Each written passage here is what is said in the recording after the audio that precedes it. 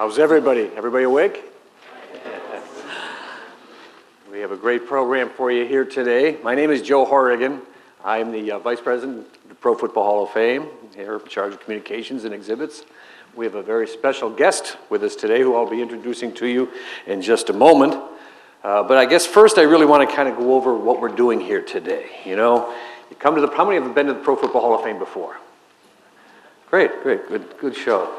What, typically you would think coming here to the Hall of Fame, we'd be talking a lot about football and we'd be talking about great athletes and so on. Well, we're going to do some of that, but more importantly today we have an opportunity to talk to you and have a special guest talk to you a little bit about what we're calling the 6 pillars of character. In order to be successful, and at the Hall of Fame, we think we are the examples of excellence here. Excellence in the sport of professional football. But we like to think that that can serve as a catalyst for inspiring you to achieve excellence in everything you do. And how you achieve excellence is through these character qualities that we think our special guest today and our other Hall of Famers and others who have participated in this sport can epitomize and help show you.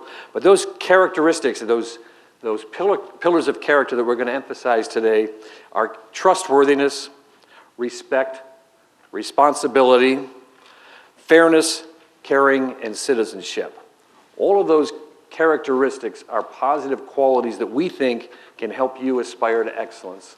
And we have examples of excellence here today that will hopefully inspire you to do that. I'm going to acknowledge, first of all, and before I get into introducing our guests, let's introduce ourselves to who we have here.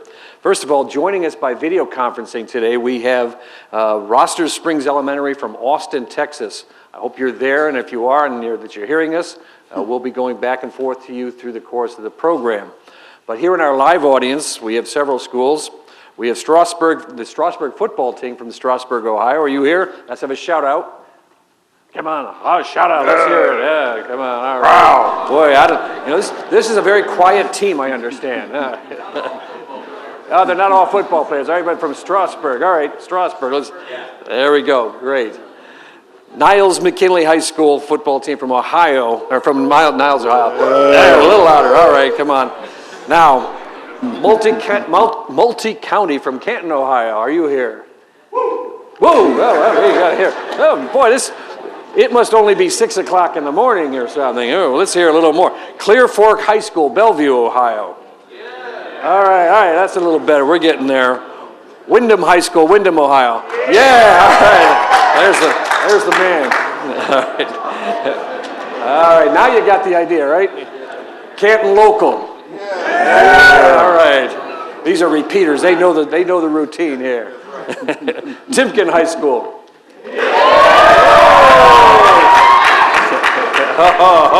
Oh, man. Now, we have one more Canton school here, McKinley High School. Can we live up to that? All right, come on. Okay.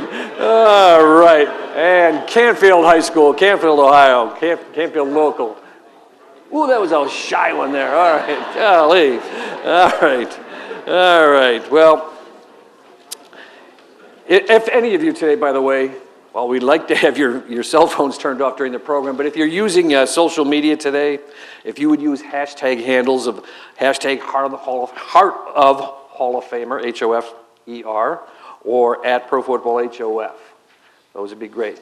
Also, and Extreme Networks, at Extreme Networks. That's another one of our social media hashtags. Now, let me just introduce you very quickly to our Hall of Famer sitting next to me, Andre Tippett. Was selected in the second round. We all know the draft is coming up and how important that is to building a successful franchise. Well, Andre was selected in the 1982 NFL draft as the second round pick of the New England Patriots. It was the strike-shortened year that year. For many of you, you don't even know that happened, but there was a player strike that year, so it was a hard thing for a rookie to get started in a strike-shortened year. So his really as a starter, it became for him in the 1983 season. And that year, the 6'3", 240-pound linebacker set the stage for things to come by recording a team-leading 8.5 sacks. The following season, just in his second year, he set a new team record for sacks at 18.5, and then earned his first of 5 consecutive invitations to the Pro Bowl. In 1985, for the first time in team history, they advanced to the Super Bowl. And that was a big deal in New England. For the New England Patriots, we think of them today as this perennial Super Bowl team, but they were a team that really, kind of like our Cleveland Browns, were waiting to emerge and get to the Super Bowl. So in 85, it was a big deal when they went there. Slow, methodical moves. The major contributing factor to the team's success, Andre was an outstanding defensive player. That year, he led the AFC in sacks with 16.5, which was second in the NFL. Recorded 3 forced fumbles, recovered 3 fumbles, one of which was returned 25 yards for a touchdown. Not only was he big, he was fast. And in 4 postseason games, he recorded 21 tackles and a sack. His outstanding play that year, and that big year for the Patriots, earned him All-Pro, Pro Bowl, and AFC Defensive Player of the Year honors. He was off to a great start. The following year, when during his 9th game, he injured his right knee, which required surgery. At that time, his 9.5 sacks was second in the NFL, so had it not been for that injury, he probably would have went on to dominate again the rest of that season. Even though he missed 5 games, he still earned all AFC and second-team All-Pro honors and was named to his 3rd consecutive Pro Bowl. Although the Patriots dropped to 8-7 in '87, Andre's play remained at full throttle. His 12.5 sacks were again best in the AFC and only second to Reggie White in the NFC.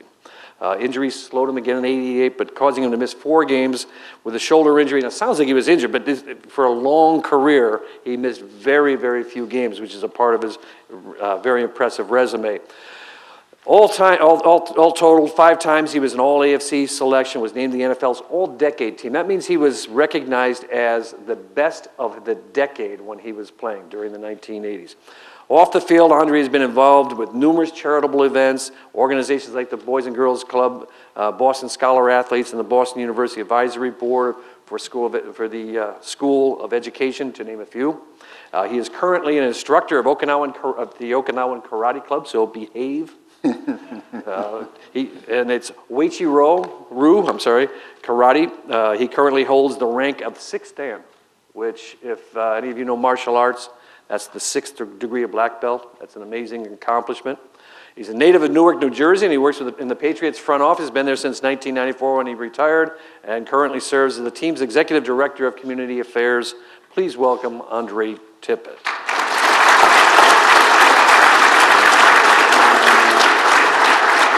Now, we're going to run a brief video of Andre just to give you a sense of how great he was in the field. This is very short. Now, when you have a long career, it's easy to find really good snippets of somebody's career, but in Andre's case, it was hard not to find it. We had to select some very short pieces just so we have, because we have limited time here, we could have showed a whole feature film, but if you wouldn't mind, if you could roll that quick video just to give everybody an indication of Andre's greatness. Andre Tippett joined the New England Patriots in 1982 as a second-round draft choice. Almost immediately, he became one of the most devastating defensive forces in the NFL. In his 3rd season, Tippett established a Patriots record with 18.5 sacks and earned the first of his 5 straight Pro Bowl invitations. The following year, his AFC-leading 16.5 sacks and punishing work against the run helped New England to its first ever AFC title. Andre Tippett retired with a Patriots record 100 career sacks. He was named an All-Pro twice and was a member of the NFL's All-Decade team of the 1980s. Ladies and gentlemen, again, Andre Tippett.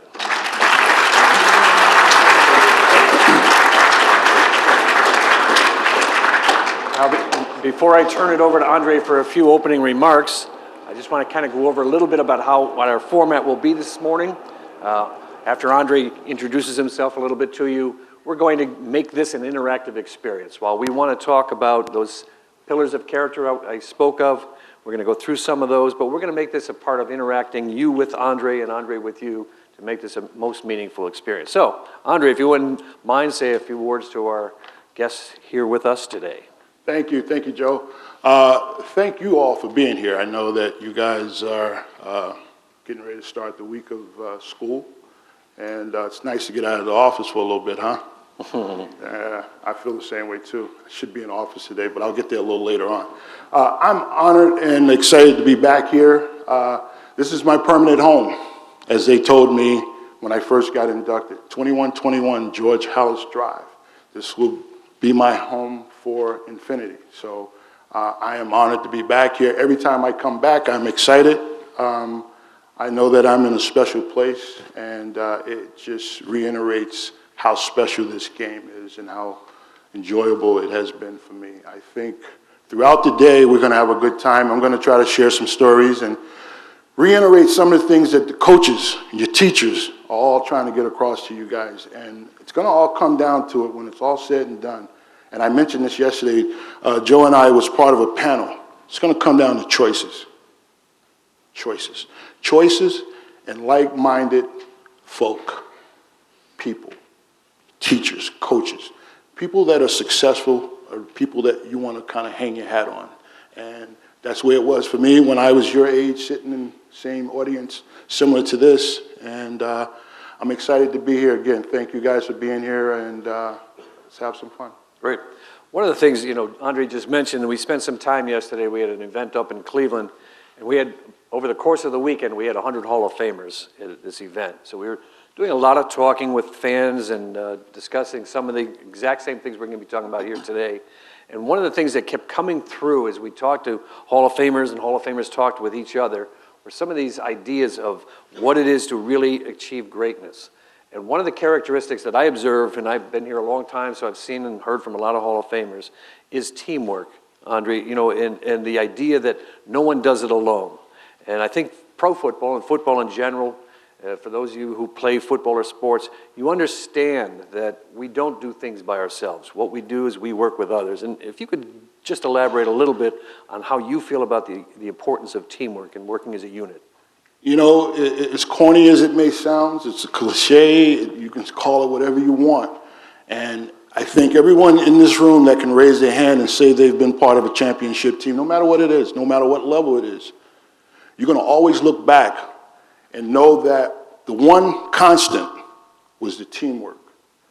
I learned it at the high school level, I learned it at the college level, and I learned it at the professional level. I was very fortunate to be part of 2 state championships in high school. And sports, football, whatever it is, when you win and you're part of something greater than you, there's so much that comes from that. And I mean, in Newark, New Jersey, I'm highly respected. When they have a special day for me when I go back. I go back to Iowa. I can call and I can walk on campus. I take my children back with me, and I'm respected because I was part of some first. The first time the University of Iowa had gone back to the Rose Bowl since 1959. And 81, we won the Big Ten championship, and we were off to the Rose Bowl. And, it's unbelievable. Here it is 30 years later, I still can go on campus and feel great about being there, and there's so many people that recognize the fact. The New England Patriots, again, the first. Although we didn't win that Super Bowl, don't ask me who we lost to, because I still get chills when I walk through the airport there. I'm not very happy about that, but that's another story.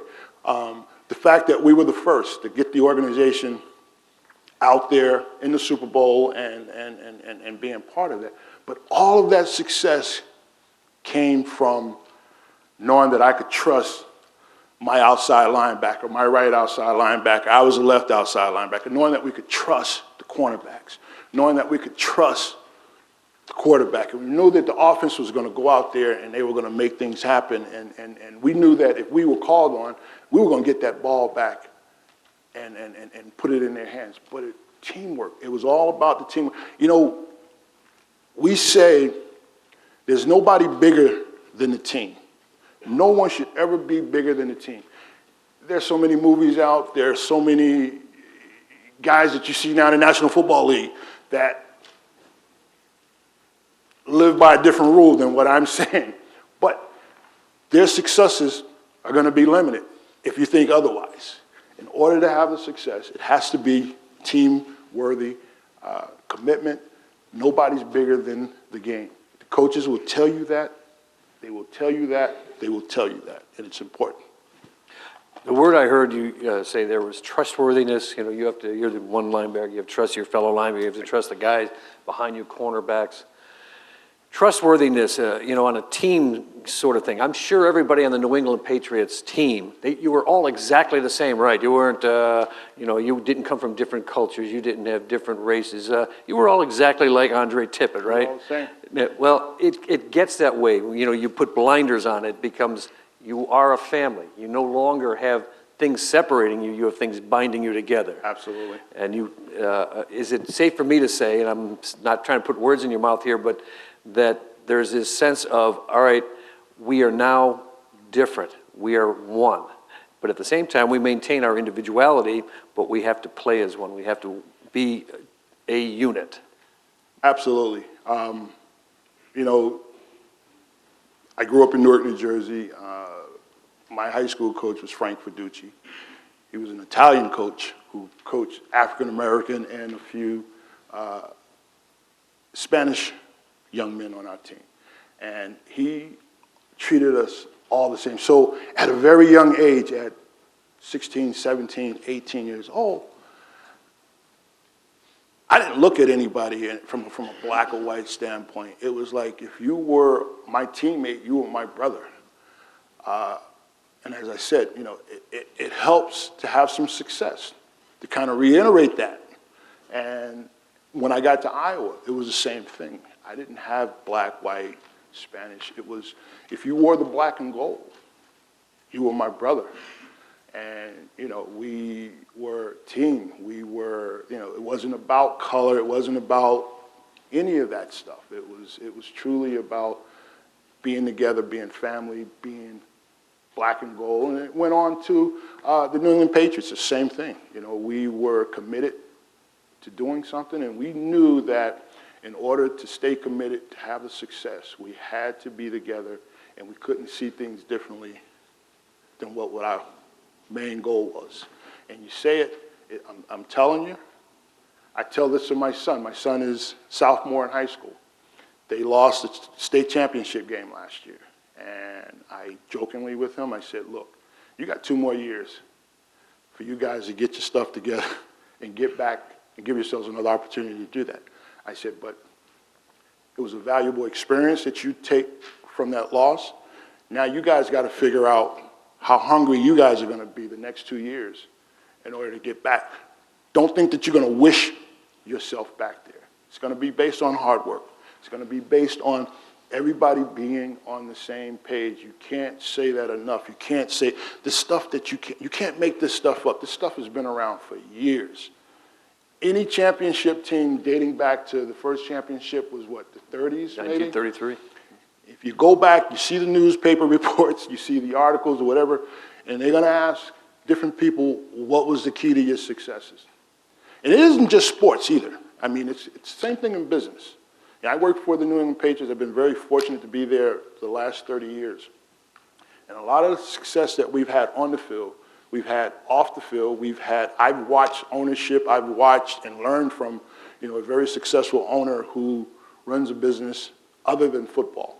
And listening and watching has been really fascinating because I joke with him a lot that, you know what, a lot of what you do and how you take care of your business isn't really different than a head coach, Bill Belichick, running his players and coaching up his coaches. So, What the word, you know, that, again, I hear kind of getting woven in there when we talk about teamwork, when we talk about trustworthiness. The other one that comes in is respect.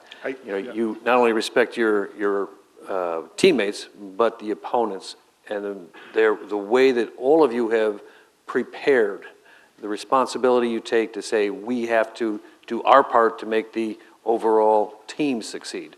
Now, those 2 words, respect and responsibility, how do those factor in your experience? You know, I heard Rod Woodson say something the other day, and I was like, I wanted to yell out and say, Rod, I'm with you, man. I believe in that too.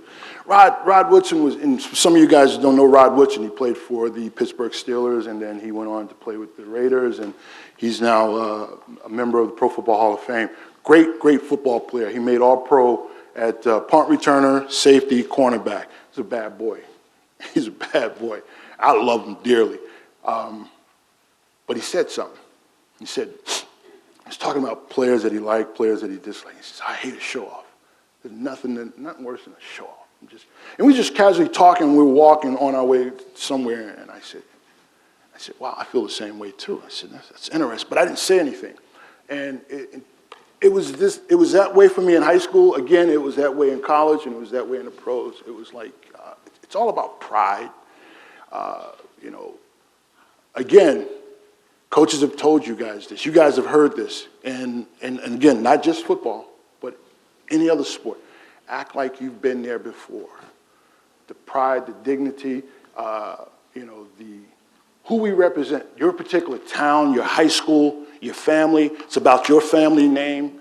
I mean, your community family name, your home, your mom and pop family name. And I was always reminded of that before I left Iowa, before I left to go to Iowa. You know, it's like, you know, don't go off disrespecting and causing unneeded grief and doing dumb things. It was just all part of hearing it, understanding it, knowing the importance of bringing attention, unnecessary attention to yourself. Now, you guys see it. You see it every Sunday. You see it during the week.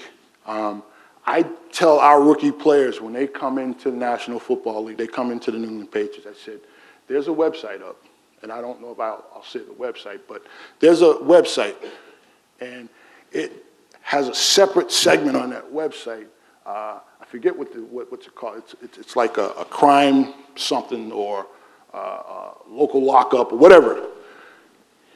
And I tell our guys, I said, every year something is going to happen. Somebody's going to go out and do something to bring shame to their family, to their organization, to themselves. It is just a matter of the message getting missed by somebody. We can't get everybody. We try to. We wish that we could get everybody under that message and understand that there's choices in life and, you know, all of these things that we do in athletics and again, how it carries over. But I remind these guys that at some point, you don't want to be that guy, okay? Again, when I got to Iowa, I tried not to be that guy because I was representing the city of Newark. I represented the high school that I went to. I represented the Tippett family name. I represented the man who co-signed on me, Frank Fiducci, who convinced the university to take a chance on me to give me a full ride scholarship. And then getting to the New England Patriots, again, it was about pride and doing the right job. And now that I'm in the Pro Football Hall, I'm going on my 6th year being part of the Pro Football Hall of Fame.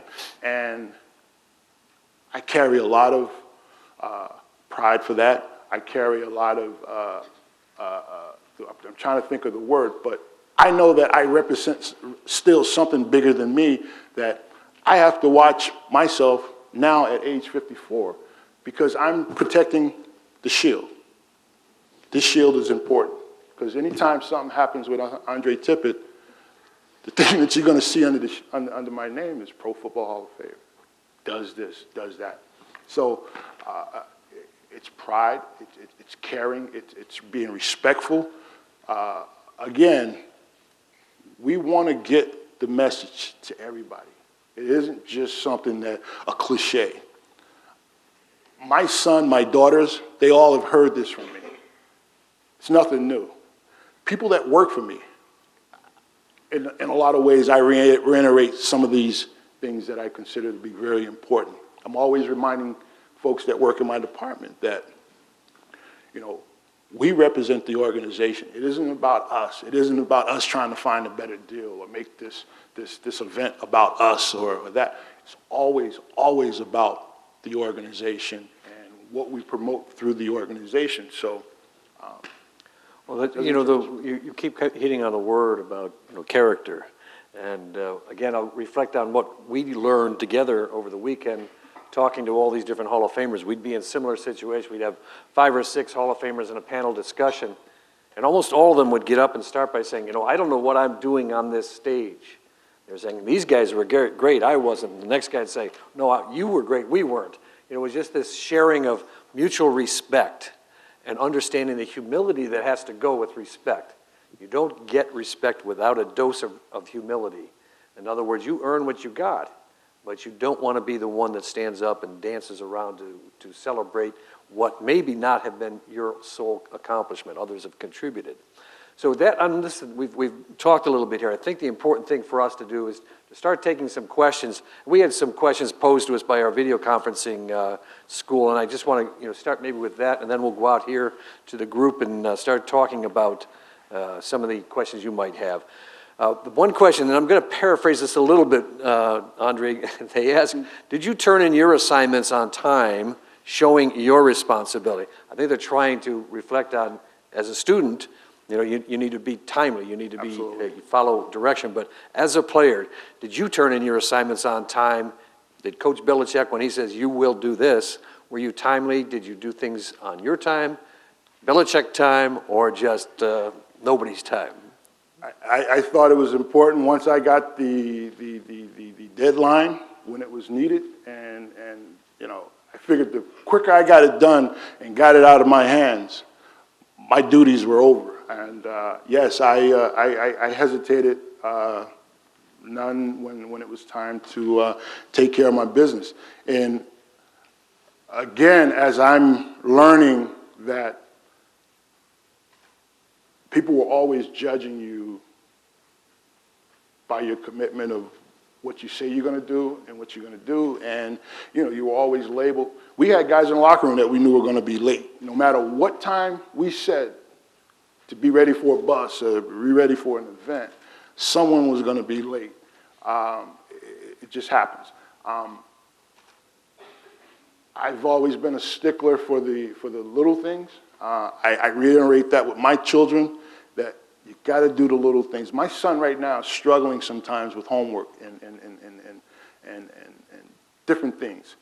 And I'm always telling him that you just can't gloss over it. You got to take your time. If the assignment is due on Thursday, you can't wait till Wednesday to do it, son. I said, you got to start Sunday.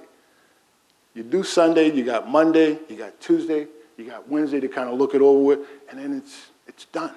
I said, but you think because you're a good athlete and things come easily to you on the football field that, well, I'll do the same thing with school. And it took me a while to get there because it only took me one or two times to not turn something in on time to feel the wrath of the discipline from behind, from not showing up or not being somewhere on time, that I knew that I don't appreciate that. I don't appreciate the fine. Two, I didn't appreciate being yelled at. I figured, do what you're supposed to do, show up, and you'll take care of what you need to take care of. And that's what I learned from understanding that things have to be turned in on time. It's part of responsibility as well.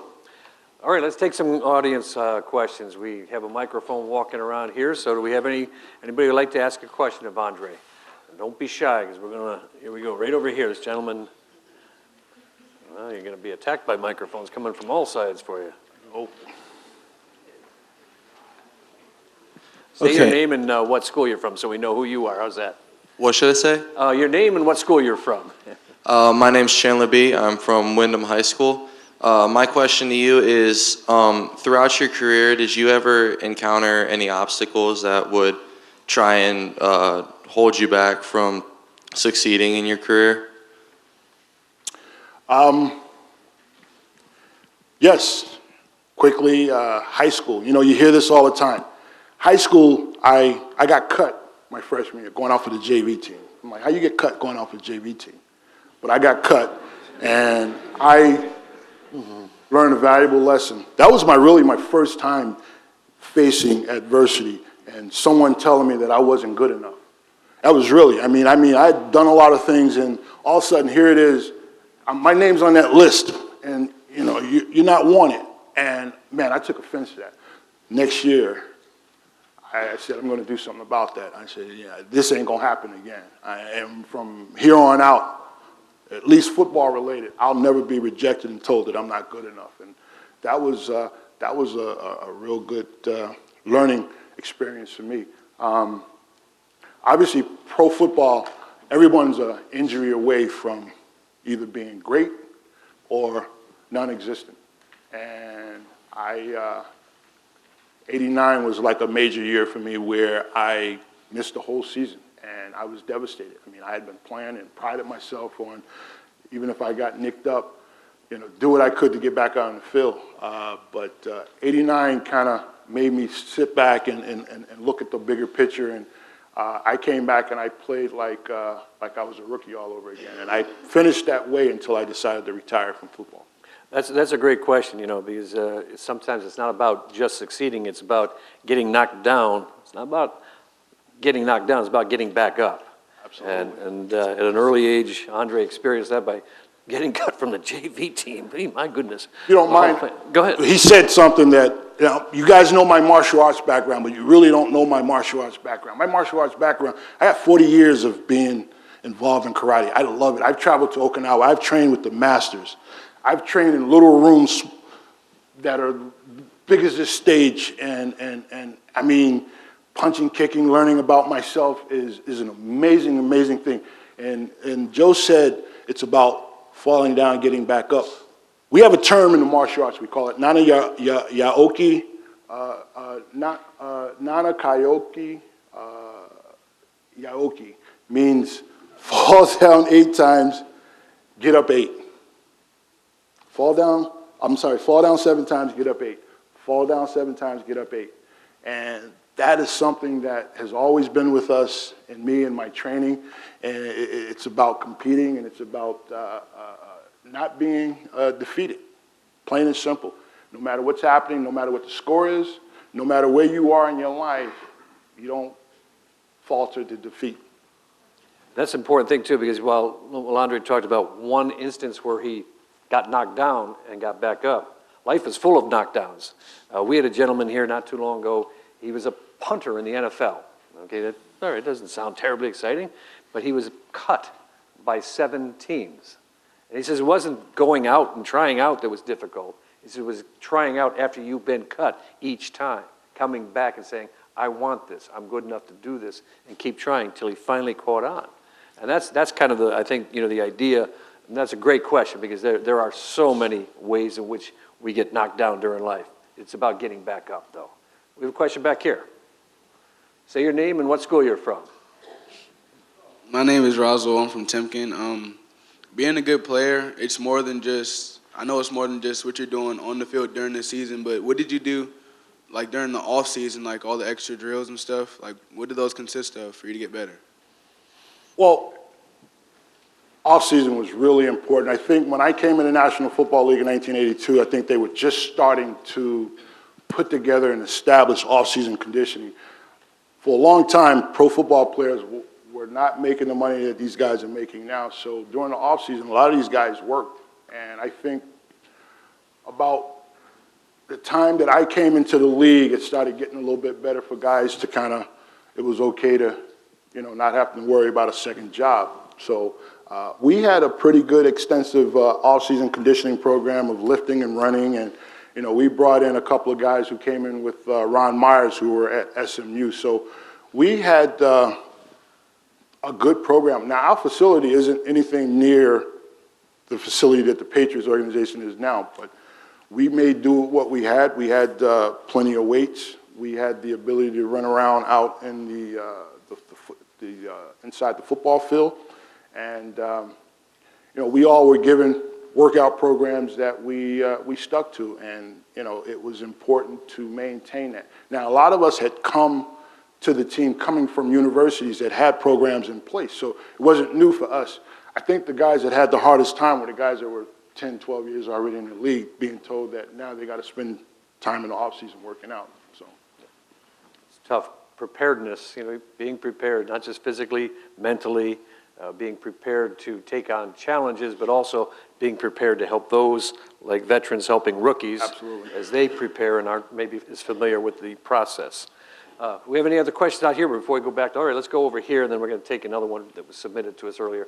This gentleman here in the green shirt, we can get a microphone to him. Coming around to you. He'll be there in a second.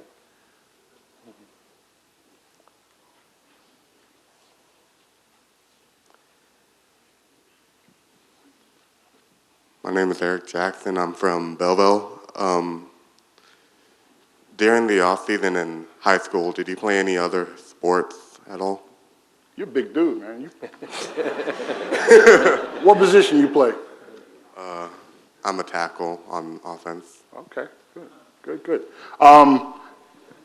In high school, yes, I wrestled, ran track, football. It's funny, I went out for basketball, and it's funny how we look back on things. I wanted to play basketball. I never played an organized game of basketball, but you know how you play it in the park, pick up down the street, and I wanted to have an opportunity to try out for a high school team. Again, told that, we don't have any room for you. We've already started tryouts, and you're going to probably have a hard time making a team. And that pushed me to wrestling, which later on I realized that wrestling was more, as we talk about now, cross-training. This was more to an advantage for me to wrestle because of the position I played and the ability to be hand to hand and understand the activation from that. So the rejection turned into a positive, and I spent 4 years wrestling in high school, which to this day I love it. And I was very fortunate to go to the University of Iowa, where Iowa at the time was a powerhouse in collegiate wrestling. And I lived up there in the practice facility watching these guys. I never went on the mat with them. I wasn't that stupid. But it was a joy watching those guys wrestle, and the commitment and the way these guys work out. Okay, Andre, I want to go to one of our questions from our video conferencing school. And this we've talked about trust, but if there was someone or some element of the team that you trusted most, was it a teammate? Was it a coach? Was it, is there anything that you say, my trust is personified in this component? How would you answer that? For me, I've always had appreciation for coaches. And, high school, my head coach, college, my position coach, pros, my position coach, my coordinator. And, they would present a story, they would present a situation, and it would always be, if we do this, this, and this, and if everybody stays disciplined and they do all of these things, we're going to have success. We're going to turn that ball over, okay? We're going to cause Marino to kind of overthrow and put that ball up for us to intercept. We can put a little bit better pass rush if everybody stays disciplined within the interior. So I'm sitting up listening to the coaches and how they present things, and again, it was reiterating that this guy was good. And then not only from a preparedness and practice plan, game planning, it was the training camp, the drills. As much as I hated to do drills, just like the rest of you guys may not enjoy doing drills, it was that necessary evil. That's how we get better. That's how we get better in anything that we do. If you're not willing to put in the time to do the drill work, to work on technique, and I'm a technician. I loved playing outside linebacker. I loved embarrassing tight ends trying to hook me, trying to run me off the ball. I loved embarrassing running backs trying to cut me, and I would use my hands, bend my knees. Pass rush. I developed an outside, inside, speed, power. Wasn't great pass defender, but I learned to be a great pass defender. As much as I hated doing it, I had to learn it. I got it down. I knew that whenever I needed it, it was in my back pocket. So it was the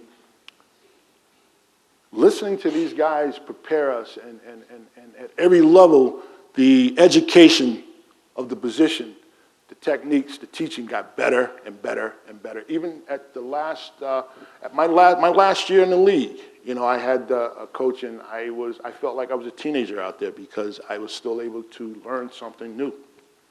That's real important because, as Andre talks about coaches, we all have coaches in life, not just on the field, your teachers, your parents, your friends. One of our Hall of Famers actually said, if you want me to predict how well you're going to do in life, show me your friends. That was really important because friends are teachers as well. And he says, and if that teacher is teaching you the wrong thing, you're going to falter. So it's all about identifying people in your life that are your mentors. Coaches we relate to coaches because we know how involved they are in teams and building character. But there are all sorts of coaches in life, your teachers, your parents, your friends, your brothers, your sisters, and we can learn from coaches. Andre Tippett sitting here today, is a coach to you today. So try to hear, beneath what we're saying somewhat and kind of apply it to your own life. And I want to go to another question from one of the school groups, and it says, what happens, in the team environment, what happens if you don't share that respect? What happens to the individual who doesn't share the respect that a team requires? You've never been physical in the locker room. That's just something that you don't do. But I'm sure there are a lot of team captains in here that have had to have that conversation, that have had to talk to a player or had to talk to the team. And I think that it's no different for us playing at pro football level that, you figure a guy's making all this money, but you can't say anything to him. I think everybody needs to be held accountable. And as I said earlier, you get those guys that are kind of on a different agenda, and they're going to do their own thing regardless of what you say. You're going to sit up and say, yeah, whatever. Their successes are going to be very limited. Their existence is going to be very limited, and they're not going to be around for a very long time, plain and simple. So you hope that at some point those guys are going to weed themselves out. But sometimes we need to be told that, hey, that's not acceptable. And then I've been in a locker room where I've had to tell someone that, hey, that ain't acceptable. And they look at me, and I got thanked later on. I said, hey, man, I appreciate that, man, because no one's ever told me that. I play with guys that have never had success at the high school, the college level. So when they come to the pro level, it's just, this is what was acceptable where I was. And it's like, no, this isn't what we're trying to do here. We're trying to do something different.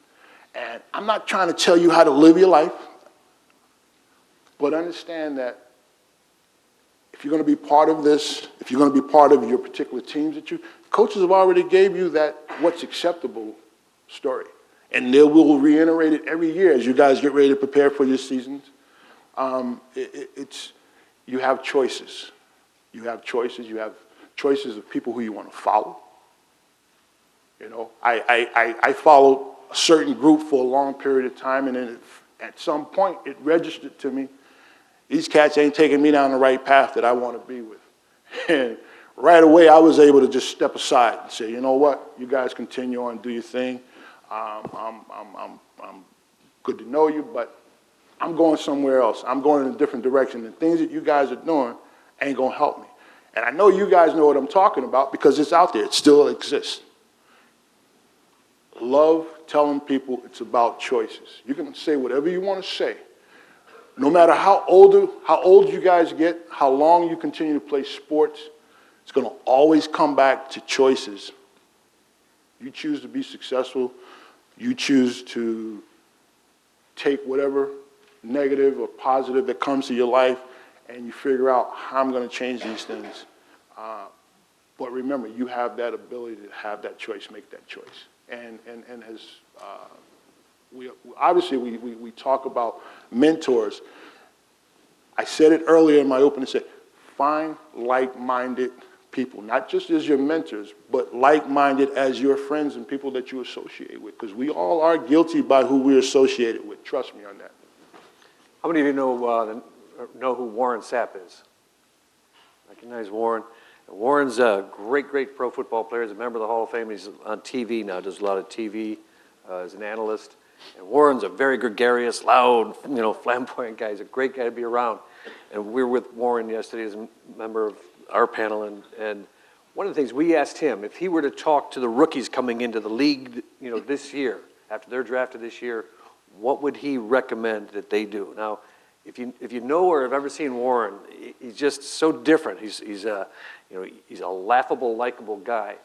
And it kind of surprised me a little bit. He says, you know, if I had a chance to talk to them and say what they need to do, he says, I have to talk about character. You have to have character. And this, he's talking about in the league. And he was saying that's what it's all about. So this idea of, sometimes Warren was associated as being a showboat, but it was kind of more of his act than it was his really his conviction. His conviction is about being a quality person. So that's important. Sometimes when we look at even what we consider our role models and we misinterpret sometimes what they might even be saying, take a look and think about it. If it doesn't sound right, it probably isn't. You know, they used to talk about nothing in the world is free, that there's a cost associated with everything. Well, even when we're looking at character, you know, make sure that you're getting the right value from it. Don't twist it to fit what your agenda is. Look at it and say, what is that good quality that I can use in my life? With that, got another question out here? Over here on this side. Your name and what school you're from. My name's Callie, and I'm from Wyndham High School. On or off the field, what would you describe as the highlight of your career? Wow. It's a good question, Callie. Man, I've had so many successes. Probably, again, you know, you talk about having those first. Patriots, University of Iowa experience all of those opportunities, and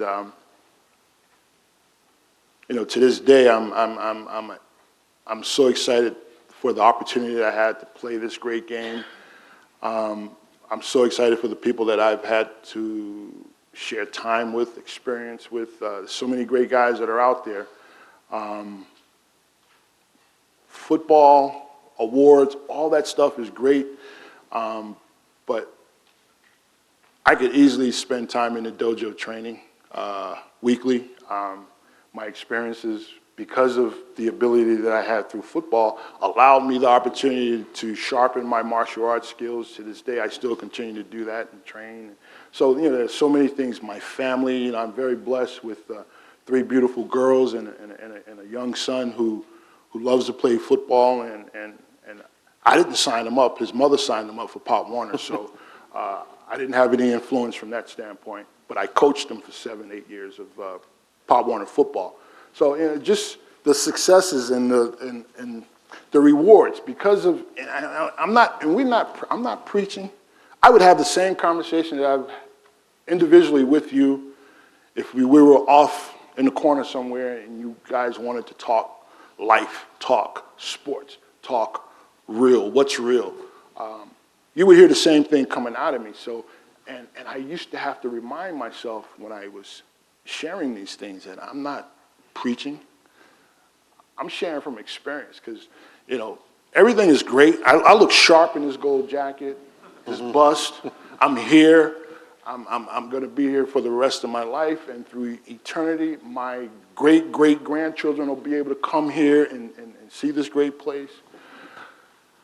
I've had dark sides, but again, because of the things that I was able to get out of sports and the people like-minded that I looked up to and I respected, helped me figure out which direction that I wanted to be in. And so I'm dead serious when I say that. I with conviction, I understand it.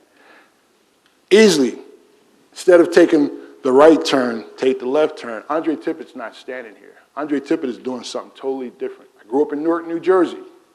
I don't know if you guys have ever flown through, driven by, heard about, read articles about living in Newark, New Jersey. It's a different place. It made me the man that I am today, but I was faced with a lot of obstacles when I was your age growing up. And when I tell you real obstacles, they were real obstacles that would scare the hell out of most people today. But I was smart enough, I was listening to the right people who directed me in the right direction. Great. I think we had another question over here.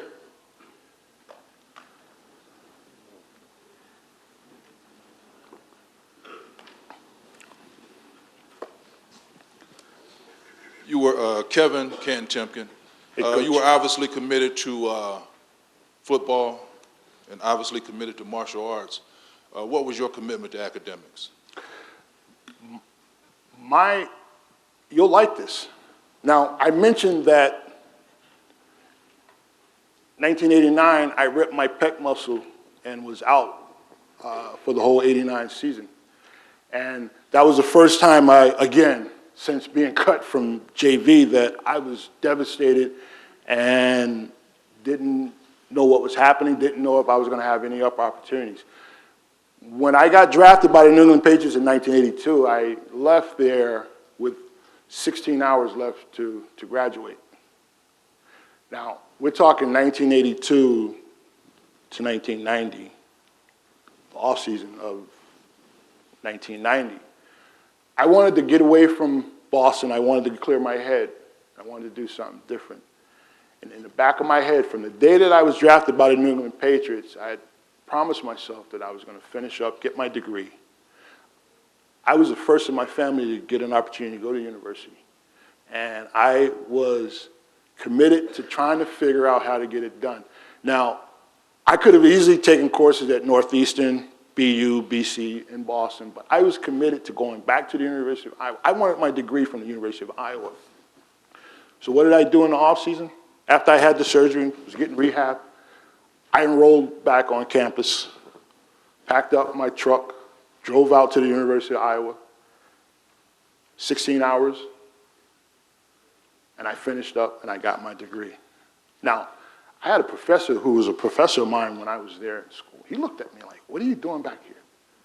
I said, "Well, I'm trying to pass this class that you failed me in." I said, "It's been on my mind this whole time." He looked at me and started laughing. I'm trying to tell him it was a joke. Okay, it's okay to laugh, everybody. But I was very committed to finishing up something that I had left undone.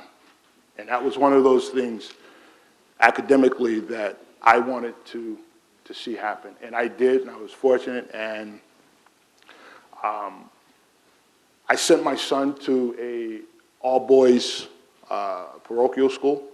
And it wasn't because they were powerhouse in football. My wife and I decided that he needed structure. Him and my daughter, the two youngest that are still at home, totally complete opposites. Madison is self-starter, self-motivated. She's an honor roll student. My son gets distracted, wants to take the easy way out. I have to remind him that that ain't the way it's going to happen. And so we decided, instead of putting him in the school in our town, we put him in a better school that we knew that he was going to be held accountable every day that he walks in the building. I mean, they get on him from the fact that he comes in, he got a little peach fuzz under his, and like, "Kobe, you got detention for 1 hour." He calls me and was like, "Dad, you can pick me up later." I said, "For what?" "I got detention." "Detention for what?" "I didn't shave." I said, "All right, okay, cool. All right. Well, I hope you learned a valuable lesson from that. And that's the next time I'm gonna make you drive home or take a bike and ride home." Now, we live 2 towns over, so it'd be a long hump for him, but I'm okay with that. But the education, the academics are important. No matter what happens athletically, we all at some point are gonna hit that end of the road.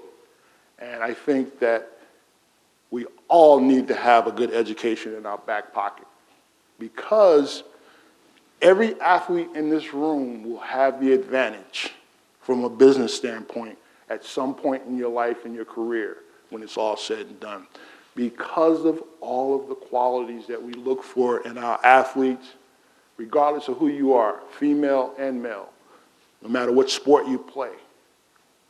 All the experiences that you gain from playing athletics will carry over into the corporate world.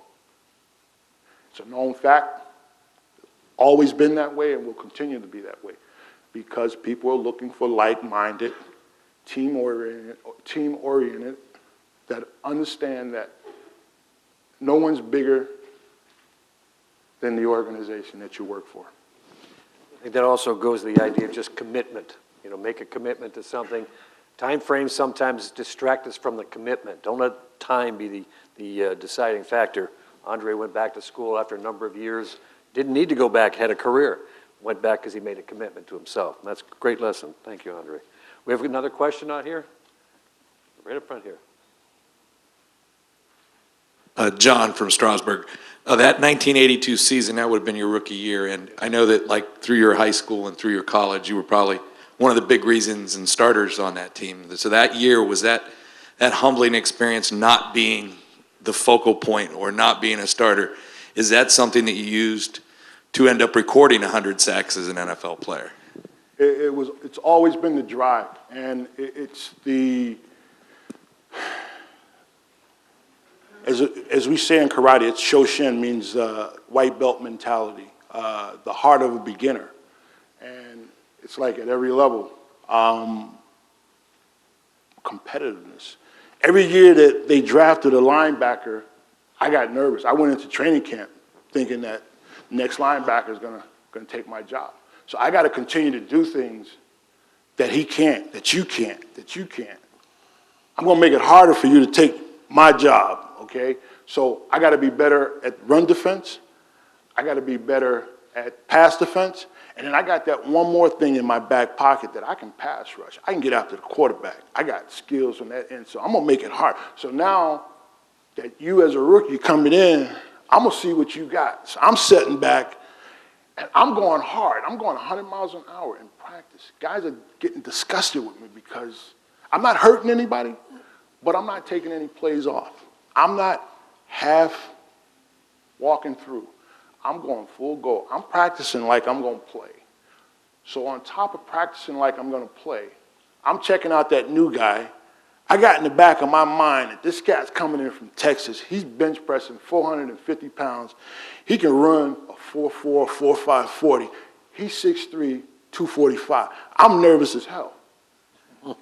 So I am humbled. I'm like, okay, so what's going to be my advantage over him? I'm going to watch, okay, does he come in and try to big dog everybody?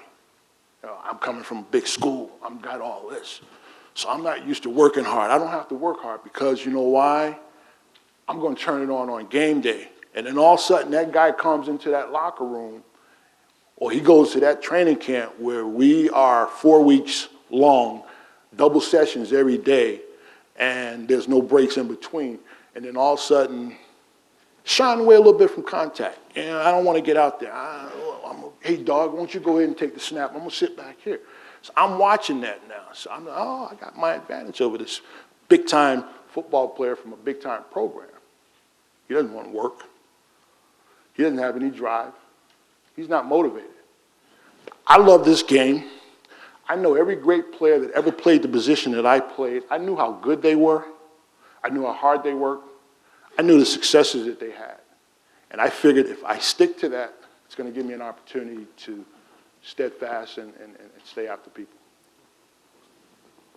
One over there? Okay, we have another one over here. All right, so I figure you've probably got a consistent, I know, a consistent mindset before every game. By the way, I'm Joe Miranda from Wyndham High School. Hey, Joe. Joe, this is a trick question? What did you do to get into that mindset, like before every game? And like, what is it? You know, it varied. I don't think I'm like real superstitious. There are things that, you know, I got taped before I did this, or I got my socks on before I did that. I think it was just being prepared during the week. You know, again, I knew one speed in practice, and that was to go hard. I wasn't being disrespectful for people, but people knew that you can't be half-stepping out there if you're lining up against me. And so I had to continue to practice the way I was going to play. And, you know, it was getting prepared during the week, and then come game time, all the emotions going to pretty much come to a head. This game that we play, and for you guys that do play football, you know what I'm talking about. It's an emotional game. You have to play with emotion, and you have to play with emotion and hard work and passion. And every Sunday it would come to a head that, okay, it's time to snap your chin strap on and get out there and play. I didn't need much. I didn't need to have music, although I listened from time to time. I didn't need anybody to come over and slap me with my helmet on, although sometimes I got head-butted by a couple of D linemen that, wanted to get going. But, it was about continuing to see how far you can take yourself. Do you have any of you studied martial arts out here? All right. Well, as he will know, a big part of martial arts is about building self-confidence. And I think that goes to your question about how do you prepare for something. A lot of it is a process, a long process, not just for that moment or two before the game or the big game. It's about building your self-confidence over a long period of time to where you look at challenges and you know and you feel in your heart that you can address them. I think you would agree with that, Andre, with the martial arts strategy? Absolutely. The thing about the martial arts, there's no limits to mastering the art. That's something that's always been there. There's no final destination, and there's just benchmarks along the way. And training has always been that way. Now, I've had the opportunity to be involved with many karate associations. And just because of the celebrity that I had, I could have gone with those associations and gotten black belt rank without earning it. I could be a 10th degree black belt right now. But it's just not the way, because I learned at a very young age about this specialness of being part of a karate group and the experience of training in the martial arts. It's a fascinating thing. No matter how bad your day is, you could be somewhere and it could be one of the worst days of your career, your life, whatever. And you show up to go work out and you walk onto that karate school and walk onto that dojo floor and you put your gi on and you start training. And at the end of that 2-hour class, you look at each other or somebody and you say, you know what, I came here and I had a lot of apprehension and tightness and I just wanted to hurt somebody. And all of a sudden, it's all forgotten. And that's one of the joys of what martial arts have given me. People ask the secret to training in the martial arts. We say Doryaku means effort, endeavor. Again, there's some fascinating stuff. You get around these old Okinawan masters, man. And how many of you guys seen Karate Kid? Mm-hmm. Karate Kid 1, Miyagi-san. Well, most of them are like Miyagi-san. And it is all about training. And there's a word, moichido. Moichido means one more time. And I would hear that after doing 100 punches or 50 kata. And, it's like, mochido, Andre-san. Mochido, come, up, do. And you want me to do it? And I'm saying to myself, you want me to do this again? I just finished doing 49 times, man. But that's the secret to our success. Should be the secret to everybody's success is the effort, the endeavor, the perseverance, the commitment. We could go on and on. Those 6 pillars of what we're trying to explain and what the school is trying to share with you guys. You can't take it all. Find something within those 6 pillars. Try to make it yours. And then the following opportunity, pick something else. It's about being good people.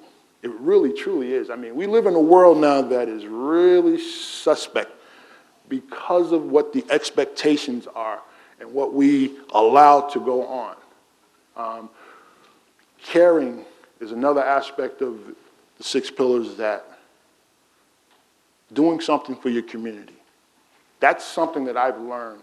That was probably the last part of my education of being in pro football, was giving back to the community. Now I've been fortunate to run our community affairs and our nonprofit organization. And the one thing that we do that lasts a long time and it hits the community is the outreach, the giving back. And what we do, we all should be committed to trying to repair a part of this nation that we live in, because we live in a great country. But we all should be committed to some point trying to help our community in whatever level that you can. You hear about community giving back and outreach and all those things. It's all important. But you all should figure out how you can contribute. And I guarantee it's a real feel-good story because we have players that make a lot of money. And I tell them every time we ask them to be involved with an event or go out somewhere on a Tuesday during the season, I said, no matter what happens on Sunday, win, lose, or draw, when you go and get involved with this visit to the hospital and see a kid that doesn't have much time to live, or go to a homeless shelter and the person hasn't had a place to live in like 25 years and they've been part of a homeless shelter, and you go there and they see you walk through the door, or you're going to help pass out a meal to a family on Thanksgiving Day, or you're going to go to a food shelter and you're going to help cook a meal, and know that these people have gone pretty much all day without something in their stomach, and you be part of that. Think about how you guys can give back and how you can make your commitment. And do it as a team. Do it as a team. Don't just wait until somebody comes out and look for you guys. You guys as a team. You want a real team building opportunity? Get involved with the project. Get your favorite project and say that that's going to be our team. This is our group. You find something that you like and you make that part of your group, okay? And that's what we're going to do. Once a year, we're going to go do this. And I guarantee you guys, you're going to have, your heart's going to be full. It's going to be full. And the caring aspect of it is what is special about being athletes, about who we are as people and how special this game is. And not just this football game, but again, sports. The ability to be athletes and be successful is a humbling experience. And we should be all thankful for that opportunity and want to help in some way. Well, I can't think of a better way to end this program than that message. Ladies and gentlemen, let's have a nice round of applause for Andre Tippett.